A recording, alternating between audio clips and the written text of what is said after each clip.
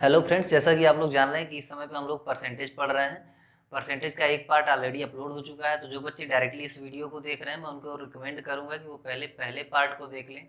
वहाँ पे बेसिक समझ लें कि क्या चल रहा है उसमें, कैसे हम लोग उसको भिन्न में बदल रहे हैं, कैसे भिन्न को परसेंटेज में बदल रहे हैं। उसके बाद आप लोग इस पार्ट को देखें तो आप लोगों को बेहतर समझ में आएगा।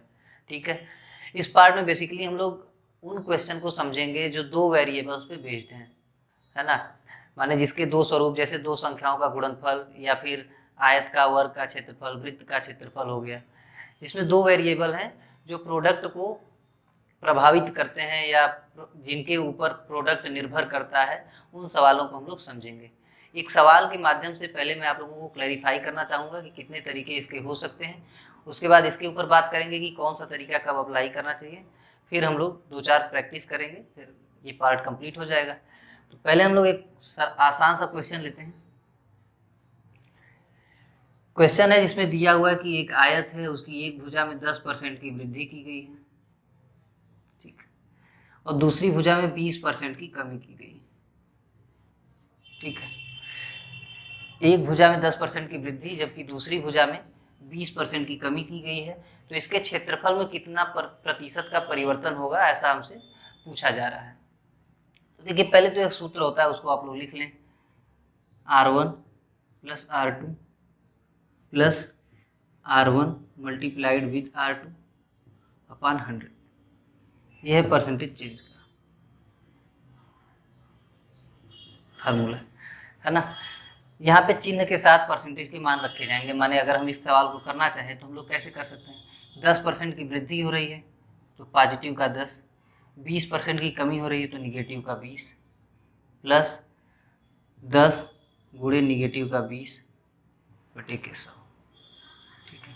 ये दोनों जीरो इसको कैंसिल आउट कर देंगे।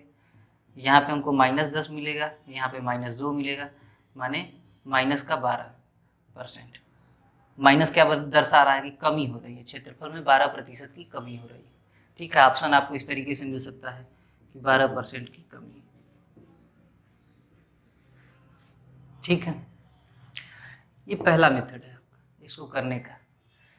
तीनों मेथड आपको जानने आवश्यक है क्योंकि कंपटीशन का लेवल इस तरीके से बढ़ रहा है कि जितना समय की उपलब्धता होगी और जैसा डेटा होगा उसी आधार पर हम लोग क्वेश्चन को करेंगे। दूसरा मेथड आपका ऐसा होगा कि 10% को हम लोगों ने भिन्न में बदलना हो, पिछले वीडियो में समझा हुआ है। तो क्या लिखेंगे हम लोग 10% को, हम लोग लिखेंगे कि 1/10, और ये पॉजिटिव का है माने बढ़ रहा है तो एरो इसे ऐसे रहेगा। माने हम ये कह सकते हैं कि ये जो संख्या है ये 10 से 11 हो रही है, 1 की वृद्धि हो रहा है ना। आगे 20% की कमी है, 20% को हम लोग क्या लिखेंगे भाई, 1/5, माने हम ये कह सकते हैं कि 5, 1 की इसमें कमी हो रही है तो 4 हो जाएगा। ये इधर गुणा कर लें, कितना हो रहा है भाई, इन दोनों का गुणा करने पे ये 50 आएगा, इन दोनों का गुणा करने पे ये 44 आएगा, ठीक है। अब 6 की कमी हो रही है 50 में, तो 6/50 गुणे के 100 कर लें तो हम लोग पाएंगे कि 12% की कमी, ठीक। साफ दिख रहा है कि 44 है, 50 पहले था, बाद में 44 हो रहा है, तो 6 की कमी हो रही। तो कमी हम लोगों को पहले पता लग गया, उसका प्रतिशत वैल्यू हम लोगों ने इस विधि से जान लिया, ठीक है। तो इसका तीसरा तरीका क्या हो सकता है, हमको दो ऐसी संख्याएं मान लेनी है जिनका प्रोडक्ट 100 आता है, जैसे 20, 5, 10, 10। तो हम लोग, अच्छा आयत हो चाहे वृत्त हो, आप 10-10 कहीं भी मान सकते हैं। ऐसा नहीं कि वर्ग पूछेगा तभी 10-10 मानना है। आयत भी में आप आयत में भी 10-10 मान सकते हैं, 10 है और 10 है। एक में 10% की अगर वृद्धि हुई तो ये संख्या कितनी हो जाएगी, 11 हो जाएगी। एक में 20% की कमी हुई तो ये संख्या कितनी हो जाएगी, 8 हो जाएगी। पहले 100 था, अब कितना हो गया, 88 हो गया। तो आप कहेंगे 12% की कमी हो गई, ठीक। अब बात करते हैं कि कौन सा तरीका कब अप्लाई करना है, ये जानना सबसे जरूरी है, ठीक है। अब तीसरे तरीके से शुरू करना चाहूँगा मैं। तीसरा तरीका आपको तब लगाना है जब ये जो परसेंटेज वैल्यू है ये 100 को सीधा सीधा काट रहा हो, है ना। माने 10% हो गया, 20 हो गया, 2 हो गया, 5 हो गया, 25 हो गया, इस तरीके के डेटा है, 50 हो गया आगे। तो ये डेटा अगर दिए हुए हैं तो आप इनको लगाएंगे तो आसानी होगी आपको। दूसरा अगर हम बात करें, इस पे अगर हम बात करें पहले वाले मेथड की, तो पहला वाला मेथड, अब अगर हम कह दें कि एक में 7% की वृद्धि हो रही है, एक में 13% की कमी हो रही है, तो बताइए आप 10 का 7 निकालेंगे, फिर 13 का जो है 10 का 13% निकालेंगे, फिर दोनों का गुणा करेंगे, तो दिक्कत वाली बात हो जाएगी, थोड़ा सा ज़्यादा टाइम लगेगा। ऐसा नहीं कि उससे नहीं आएगा, उससे भी आएगा, पर आपको टाइम लग जाएगा। तो इसमें आप क्या करें, फार्मूला लगा दें, 13 और 7 20 हो जाएगा, इधर 13 7 91, जो भी साइन है उसके साथ आप कर लेंगे, आसान हो जाएगा। इनका प्रयोग आपको तब करना है दूसरे मेथड का, जब आपको भिन्नात्मक परसेंटेज मिल जाए, है ना। जैसे अभी हम लोगों ने समझा था कि 14 सही 2/7%। अब आ जाए तो ऐसे में इस फार्मूले में भी गुणा भाग करने में आप लोग काफ़ी टाइम लेंगे, तो इसका प्रयोग हम लोग करेंगे।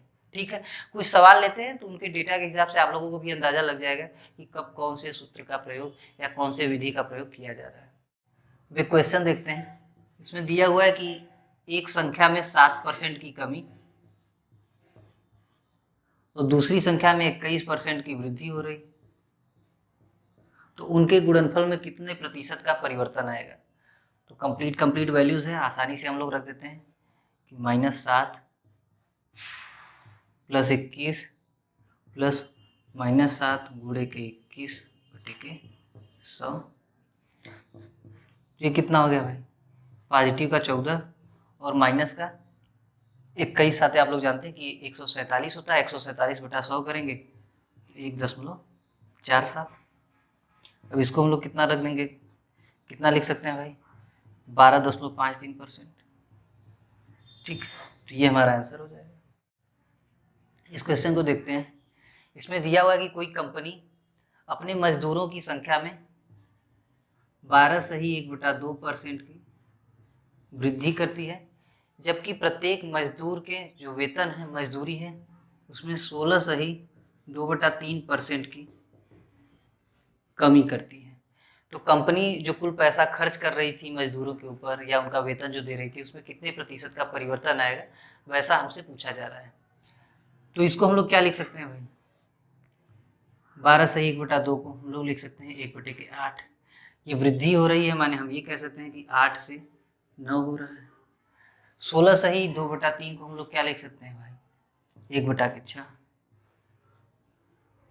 ये कमी को रिप्रेजेंट कर रहा है, माने हम ये कह सकते हैं कि ये 6 से 1 कम हो रहा है, 5 हो रहा है।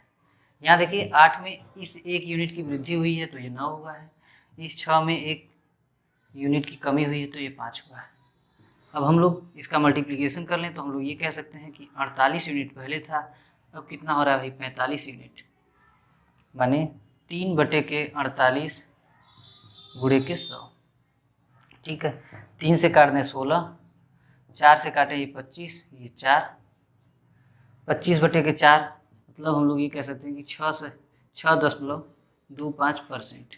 ठीक है, और 48 से 45 हुआ है, कमी हो रही है, तो हम लोग कमी लिख सकते हैं इसको। तो ये हमारा आंसर हो जाएगा। अगला क्वेश्चन देखते हैं। इसमें दिया हुआ है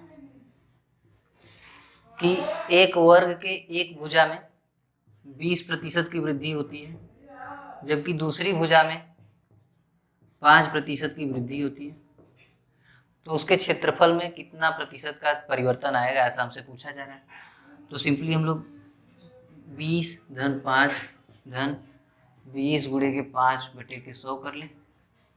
ठीक है, दोनों पॉजिटिव है तो पॉजिटिव साइन के साथ ले लिया हम लोगों ने, तो ये कैंसिल आउट कर देगा। 20 5 और 1 जोड़ दें हम लोग तो 26%, पॉजिटिव साइन है तो हम लोग कहेंगे कि ये वृद्धि हो रही है। ठीक, अब एक क्वेश्चन और जो समझना बहुत ही महत्वपूर्ण है वो ये है कि किसी वृत्त की त्रिज्या में, रेडियस में, है ना, 20% की वृद्धि हो रही है, 20% की वृद्धि हो रही है, तो उसके क्षेत्रफल में कितना परिवर्तन आएगा। एरिया परसेंटेज चेंज हमसे पूछ रहा है। R1 + R2 + R1 × R2/100, यही फार्मूला लगेगा। बच्चों के मन में डाउट होता है कि इसमें तो एक ही परसेंटेज दिया हुआ है, R2 की वैल्यू क्या लेंगे। देखिए, जब हम लोग किसी भी वृत्त के त्रिज्या में अगर हम परिवर्तन करेंगे तो दोनों डायमेंशन को सेम परसेंटेज इफेक्ट करेगा, है ना। तो हम लोग R1 और R2 दोनों की वैल्यू 20 ही लेंगे ऐसे सवालों में, और पॉजिटिव है तो पॉजिटिव साइन के साथ, अगर निगेटिव होता तो निगेटिव साइन के साथ। 20 प्लस 20 प्लस 20 गुणे के 20 बटे के 100, तो ये कितना आ जाता है 20 20 40 और ये 4 44%। ठीक है, अब एक चीज देखिएगा, अगर यहाँ पे निगेटिव साइन मान लीजिए होता है ना, तो क्या हो जाता है यहाँ पे -20 अब यहाँ पे -4 नहीं होता, -20 और -20 का गुणा करेंगे तो पॉजिटिव का 4 आ जाएगा। ठीक है, तो ये आप लोग ध्यान दीजिएगा। तो ये कितना आ जाता है भाई -36% की कमी। तो ये बात आपको समझना होगा, ध्यान देना होगा। ठीक है, इस पार्ट में हम लोगों ने उन्हीं क्वेश्चन को लिया है जिसमें 2 वेरिएबल्स होंगे। जितने भी क्वेश्चन कराए गए हैं उसमें आप देखेंगे कि 2 वेरिएबल्स हैं। ठीक है, तो इन सवालों को आप लोग प्रैक्टिस करिएगा। कोई दिक्कत होगी तो कमेंट बॉक्स में कमेंट करके बताइए, हम लोग ज़रूर उसको दूर करने का प्रयास करेंगे। ठीक है, अभी के लिए बाय बाय, मिलते हैं हम लोग अगले वीडियो में। धन्यवाद, टेक केयर ऑफ योरसेल्फ।